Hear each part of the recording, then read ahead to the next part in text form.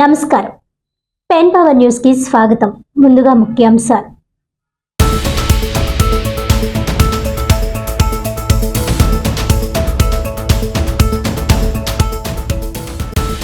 కాకినాడలో beach road కుంభాభిషేకం గుడి వద్ద రహదారులు దిగ్బంధించి మత్స్యకారుల ఆందోళన. మత్స్యకారుల ప్రాణాలకు మృత్యువుగా ఉన్న బ్రిడ్జ్ నిర్మాణాన్ని వెంటనే నిర్మించాలని డిమాండ్.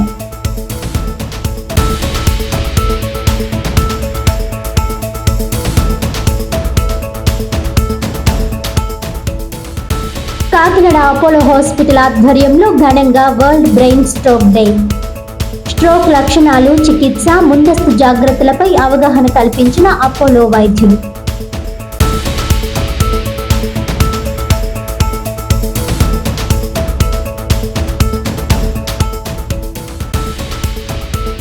ప్రోటోకాల్ పాటించకుండా అధికారులు తనను అవమానపరిచారంటూ ఎమ్మెల్సీ కరి పద్మశ్రీ ఆగ్రహం.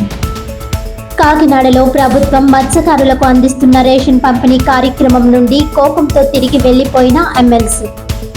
తరచూ ఇదే ధోరణి కొనసాగుతోందని, దీనిపై ప్రభుత్వానికి ఫిర్యాదు చేస్తానని వెల్లడి.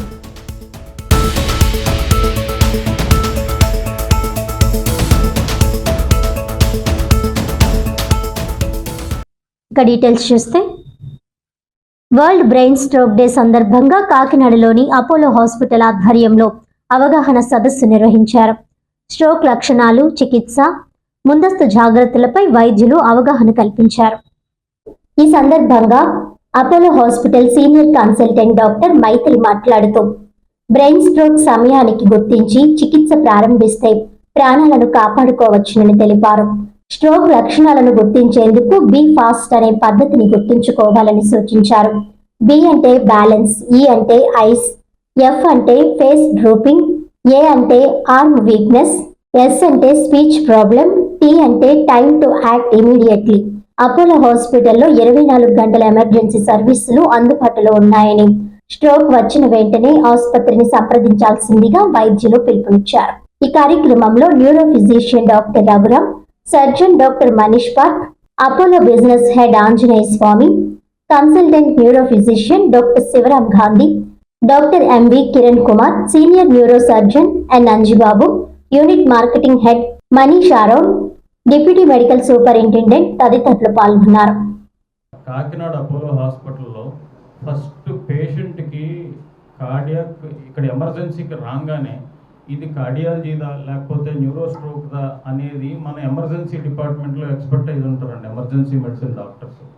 వాళ్ళు ఏంటంటే ఇది స్ట్రోక్ అని నిమిషాల మీద మీకు రికగ్నైజ్ చేసేసి, న్యూరో స్ట్రోక్ అని నిమిషాల మీద రికగ్నైజ్ చేసి ఇమ్మీడియట్గా సిటీకి షిఫ్ట్ చేసి, సిటీ కానీ ఎంఆర్ఐ కానీ ఇన్స్ట్రక్షన్స్ని బట్టి, అంటే న్యూరాలజిస్ట్ కానీ న్యూరో సర్జన్ కానీ ఇన్స్ట్రక్షన్స్ని బట్టి షిఫ్ట్ చేసి అది స్ట్రోకా లేకపోతే సర్జరీ చేయాల్సిన అవసరం ఉన్నదా లేకపోతే మామూలు బ్రెయిన్ స్ట్రోక్ అనేది రికగ్నైజ్ చేయడానికి ఇక్కడ చాలా తక్కువ టైంలో ఇవంతా జరిగిపోతుందండి. వేరేస్ మీకు తర్వాత ఇంకొక విషయం ఏంటంటే, ఇక్కడ చాలా ఇంపార్టెంట్ విషయం ఏంటంటే, ఒకటే రూఫ్లో అంటే ఒకటే అంతస్తులో మీకు ఎమర్జెన్సీ మెడిసిన్ డాక్టర్లు చూడటం, డాక్టర్లు ఇది న్యూరో స్ట్రోకో కాదా డిసైడ్ చేసి న్యూరో ఫిజిషియన్కి అప్పచెప్పడం, న్యూరో ఫిజిషియన్ దగ్గర ఇన్స్ట్రక్షన్స్ తీసుకుని, న్యూరాలజిస్ట్ డాక్టర్ గారు కానీ న్యూరో సర్జన్ దగ్గర కానీ ఇన్స్ట్రక్షన్స్ తీసుకొని ఇమీడియట్గా సిటీకి షిఫ్ట్ చేయడం, ఎంఆర్ఐకి షిఫ్ట్ చేయడం, అది అయిపోగానే మళ్ళా ఐసీయూకి షిఫ్ట్ చేయడం, ఐసీయూలో స్ట్రోక్ ఇంజెక్షన్ స్టార్ట్ చేయడం, ఇదంతా నిమిషాల మీద జరిగిపోతుందండి.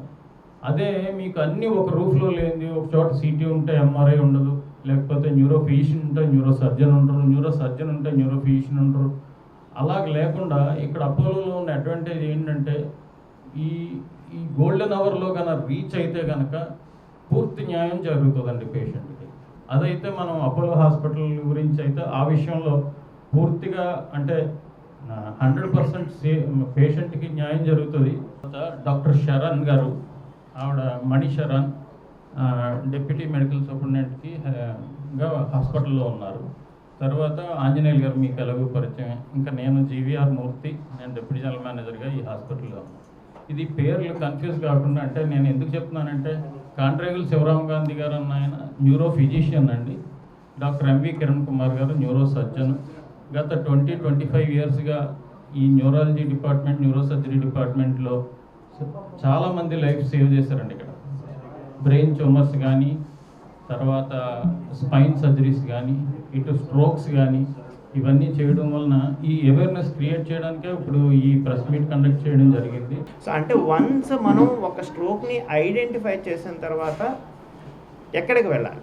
సో చాలామందికి మినిమం అవేర్నెస్ లేనిది, పబ్లిక్లో లేనిది ఇది ఒక్కటే. చాలామంది ఇప్పటికీ కూడా more than 10% of the people ఏదన్నా కాలు చేయ వీక్నెస్ వచ్చింది, మాట మొదగా వచ్చింది అంటే వాళ్ళు ఫస్ట్ వెళ్ళేది కార్డియాలజీకి వెళ్తారు, గుండె డాక్టర్ దగ్గరికి వెళ్తారు. సో మెజారిటీ ఆఫ్ ది పేషెంట్స్కి ఎక్కడికి వెళ్ళాలో కూడా తెలియదు. వాళ్ళు కార్డియాలజిస్ట్ దగ్గరికి వెళ్ళి మాట మొదగా వచ్చింది, కాలు చేయ పడిపోయింది అంటే, కళ్ళు తిరుగుతున్నాయంటే అప్పుడు వాళ్ళు న్యూరాలజిస్ట్ దగ్గరికి రిఫర్ చేస్తారు. So most of the common public doesn't know where to go. They are going అంటే స్ట్రోక్ అంటే వాళ్ళు ఇప్పటికీ కూడా హార్ట్ అటాక్ అని అనుకుంటారు. బట్ నో, స్ట్రోక్ పర్సే అంటే బ్రెయిన్ స్ట్రోక్ అనే అర్థం. సో మనం ఎక్కడికి వెళ్ళాలి? ఈ సిమ్టమ్స్ ఐడెంటిఫై చేసుకున్న తర్వాత స్ట్రోక్ రెడీ సెంటర్స్ అని ఉంటాయి. స్ట్రోక్ రెడీ సెంటర్స్ అంటే ఒక ఎమర్జెన్సీ డిపార్ట్మెంట్, ఒక neurologist and ICU department, most importantly imaging అంటే సిటీ స్కాన్, ఎంఆర్ఐ స్కాన్, ఇవన్నీ ఒకే చోట ఉండే ప్లేస్కి వెళ్తేనే మనం మినిమం టైం వేస్ట్ అవ్వకుండా అంటే యాజ్ ఎర్లీ యాజ్ పాసిబుల్ దానికి సంబంధించిన ట్రీట్మెంట్ని మనం టైంకి తీసుకోవడానికి అవుతుంది. సో వెరీ అంటే less than 5% of the people ఇప్పుడు స్ట్రోక్ రెడీ హాస్పిటల్కి వెళ్తున్నారు. మిగతా హాఫ్ ఆఫ్ ది పాపులేషన్ ఇంట్లోనే ఉండిపోతున్నారు. మిగతా సగం వచ్చేసి వేరే చిన్న చిన్న ఆర్ఎంపీ దగ్గర లేదా చిన్న చిన్న హాస్పిటల్, నర్సింగ్ హోమ్ దగ్గర స్ట్రక్ అయిపోతున్నారు. So they are losing their valuable time in receiving their dedicated treatment.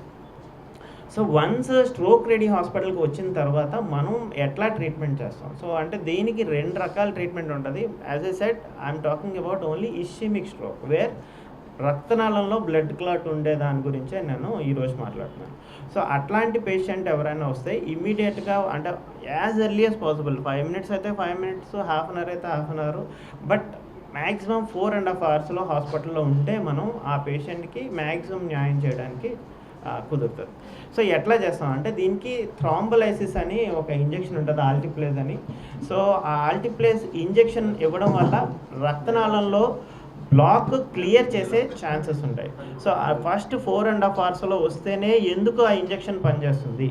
Because మొదటి 4.5 గంటల్లో వస్తే మనం ఆ రక్తనాళం క్లాట్ క్లియర్ చేస్తేనే ఆ ఏదైతే చనిపోతుంది అనుకున్న బ్రెయిన్ టిష్యూ ఉంటుందో అది సర్వైవ్ అయ్యే ఛాన్సెస్ ఉంటుంది. కాబట్టి సో ఆ 4.5 గంటలను మనం గోల్డెన్ పీరియడ్ అని కానీ, విండో పీరియడ్ అని కానీ అంటాం. So it is very important that as soon as we identify the stroke symptoms, we have to reach the stroke ready hospitals within 4.5 hours or as early as possible.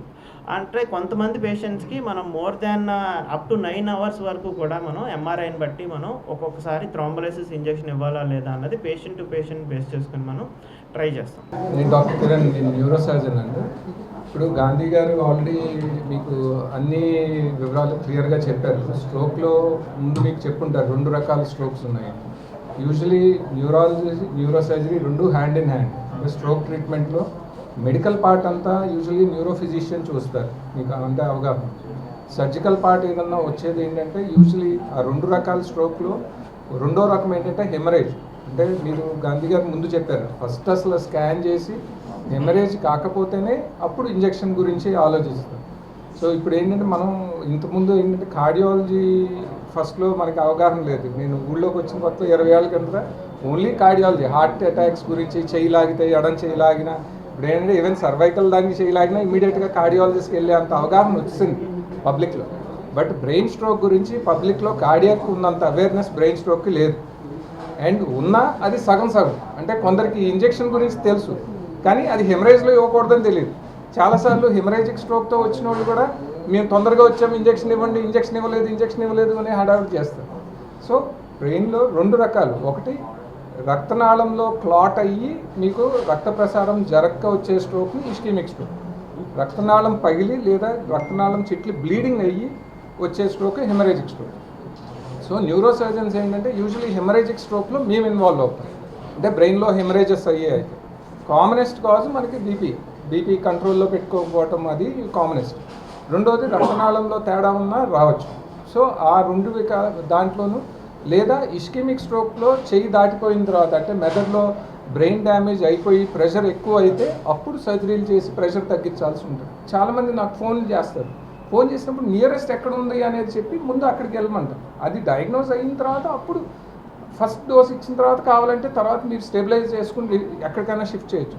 So first aid is very important స్ట్రోక్లో, ఎందుకంటే time is brain. So మీరు అవగాహనలో ఏంటంటే stroke ఎలా recognise చేయాలి and ఎక్కడ patient ఉన్నారో వాళ్ళ nearest centres, and మనకి ఈ చుట్టుపక్కల 100 కిలోమీటర్స్ వరకు మంది ఆల్మోస్ట్ అన్ని ఫెసిలిటీస్ ఉన్న సెంటర్ అయితే మనది. సో అది మీరు చూసుకోవాలి.